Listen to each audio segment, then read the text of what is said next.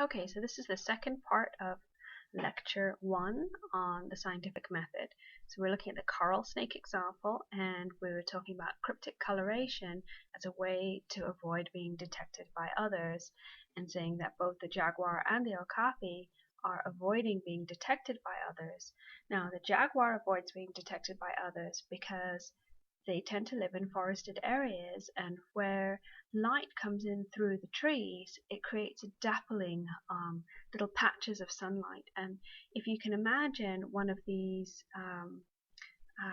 cats lying underneath the bottom of a forest where there's dappled light, you could imagine that the pattern on its body helps it to blend into the dappled light on the forest floor really easily. Anyway, so Ed Brody, a researcher who was at the biological station in Costa Rica, decided he was going to test to see which one of these hypotheses, if any of them, were supported by what was going on in the field. So he did not want to touch dangerous snakes, and so what he did was he made plasticine snakes. Some of them, as you can see over here, were brown, and some of them were stripy, and they were made out of plasticine, which is a type of putty or clay, because he wanted to see whether or not birds avoided pecking them. And it was great because you can put out a putty snake, and if a bird thinks it's something that's good to eat, it'll try and peck it, and you'll have a peck mark on it. Whereas if birds are avoiding them, they won't have any peck marks on them from the bird. So he set up an experiment which was really simple. Basically, you have your brown snakes and your stripy snakes, and you either have them on a natural background of the forest floor, or you can put them on a plain colored background where both snakes would be really very obvious to a possible predator. So here were the hypotheses. Well, the first hypothesis is what we refer to as a null hypothesis. Null meaning zero. And as you notice, it's H subscript 0. And the null hypothesis is that there's no difference in your treatments. The birds would attack all the snakes equally on all the surfaces. Now, we have several alternative hypotheses in this particular experiment. One hypothesis is that birds avoid the stripy snakes, and this would be consistent with aposematic coloration, in that no matter where you are, if you are a stripy snake, you're dangerous, so don't eat you. On the other hand, maybe the birds don't notice the tricolor snakes. Maybe having the stripes is a little bit like the okapi or the jaguar, and that it provides camouflage coloration. In which case, you would expect that on a natural background, the tricolored snakes would blend in very well, but on an unnatural background, like a piece of black cardboard, the stripy snakes would be very visually obvious. So, what we can do is we can make predictions about what we would expect under the different scenarios. So, if you have your null hypothesis being supported, what you would find is no matter whether you're on a white background or a natural background, you have the same rate of being pecked at, whether you're a stripy snake or whether you're a brown snake. So we would expect our graph to have 4 columns that were all the same size. What about if you have aposematic coloration? Well, in that case, you would expect that your graph would look something like this, that on natural backgrounds, the tricolored snakes are attacked less than brown snakes, and on white backgrounds, the tricolored snakes are attacked less than brown snakes. If, on the other hand, it's camouflage coloration, what you would find is that only on a natural background the tricolored snakes are attacked less than the brown colored snakes, whereas on a white background or a black background, both of the snakes are going to be attacked at the same frequency. So these are our different predictions about what we would expect to find in the data. So let's have a look and see what Ed found. Here are the results of his experiment. he found that over 72 hours, the number of attacks on birds on a natural background were much lower for the stripy snakes than the brown ones, but on the unnatural background, they were also lower. So this matches or supports which hypothesis? Null, aposematic, camouflage coloration? Well, it's not the null hypothesis because you would expect all of the columns to have the same height. It's not the camouflage coloration hypothesis because you would then find that on the unnatural background you had a high rate of being eaten. It's actually aposematic coloration hypothesis that is supported. So in the terms of a scientific experiment, we would say the null hypothesis is rejected, the camouflage coloration hypothesis is rejected, and the aposematic coloration hypothesis is accepted. So, in conclusion, we would say that the coral snake color patterns, at least in Costa Rica, are aposematic and do not provide camouflage.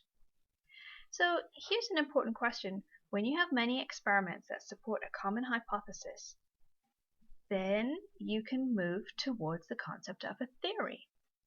Now, it only takes a single experiment to reject a hypothesis, but it takes many experiments to reject theories. A theory is when you have a large body of information in support of it. Now, you can't ever prove a theory, just like you can't prove a hypothesis. You can only provide increasing support for it.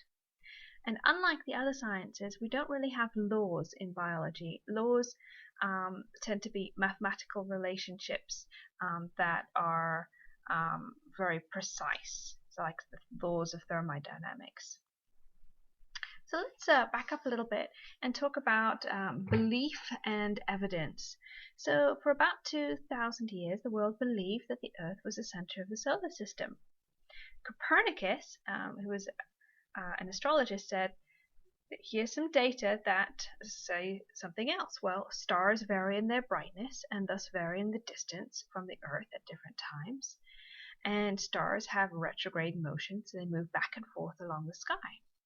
And that data did not support the belief. And the Earth is actually not the center of the solar system. Now, it took additional information in order to reject that belief system. So you had to have Magellan, who was an adventurer and explorer, and he traveled all the way around the world and said, well, the church says that the Earth is flat, but I know that it's round. In part because he traveled the entire way around. Other ideas have had beliefs as well. So the idea of a fixed species, that a frog is a frog, it has always been a frog, it will always be a frog. It didn't evolve from anything. The species are fixed. And this concept actually comes all the way back from the Greek philosopher Aristotle. And religious cultures have fortified this idea, and as a result of some analyses of biblical texts where they say, okay, well, if this person had that person as their child, etc., etc., how old is the planet? And according to the literal biblical text, the Earth would only be 6,000 years old. And there's no data to support this, and a lot of data to support otherwise. In the mid-1700s, the study of fossils began to be really important, and one of the researchers was Georges Buffon, and he suggested that based on the fossils, the Earth might be older than 6,000 years. Jean-Baptiste Lamarck was a researcher who suggested that organisms actually evolved by adaptation, but he got it wrong with respect to how they adapted, and he had this idea that they inherited what are referred to as acquired characteristics. Now we'll learn more about these ideas later in the semester, but I just want to sort of point out how this idea of a fixed species slowly started to change with the research of many different people. And in the 1800s, Charles Darwin traveled around the world exploring, and he collected many thousands of experiments, and he observed how organisms had adapted to their environments.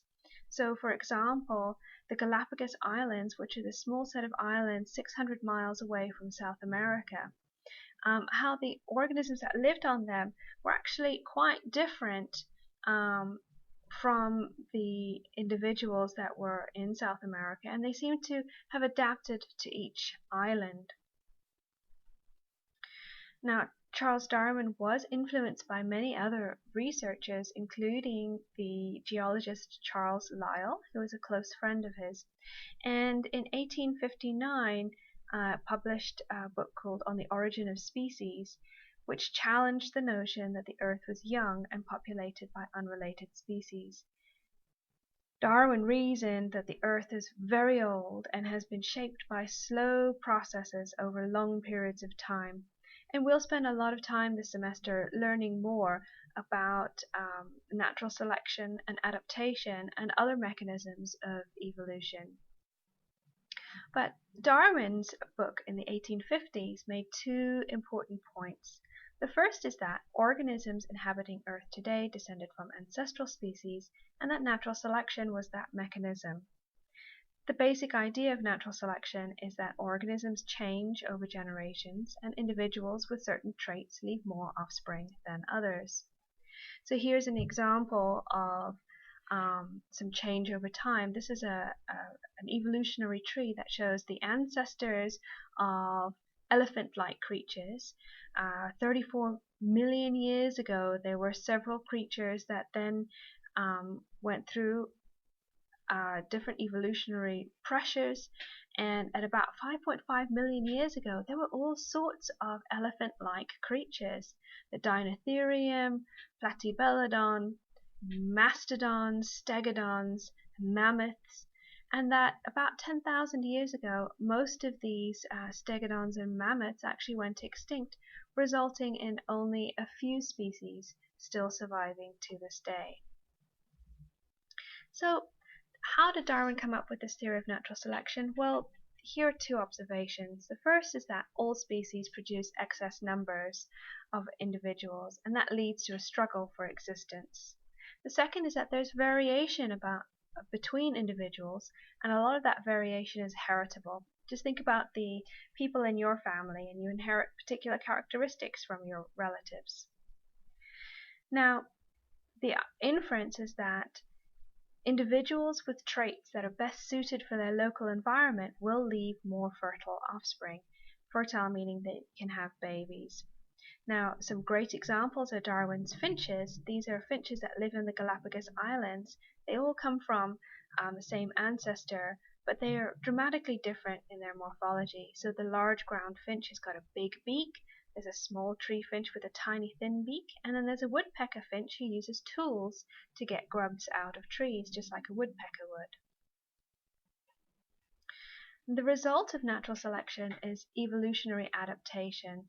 So you can have camouflage coloration, you can have aposematic coloration. There are so many other different lines of evidence for evolution, and we will spend a lot of time talking about this evidence for evolution later in the semester.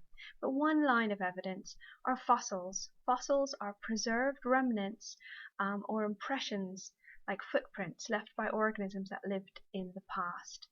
And so in Arizona, you can go to all sorts of places where there's great fossils. There are footprints of dinosaurs, and generally speaking, if you look down a canyon, just like the Grand Canyon, the layers on the bottom have the older fossils, and the layers on the top have the younger fossils. And we will leave you there. And this is the end of the lecture 1. Make sure that you read your textbook before you take your quiz, and good luck.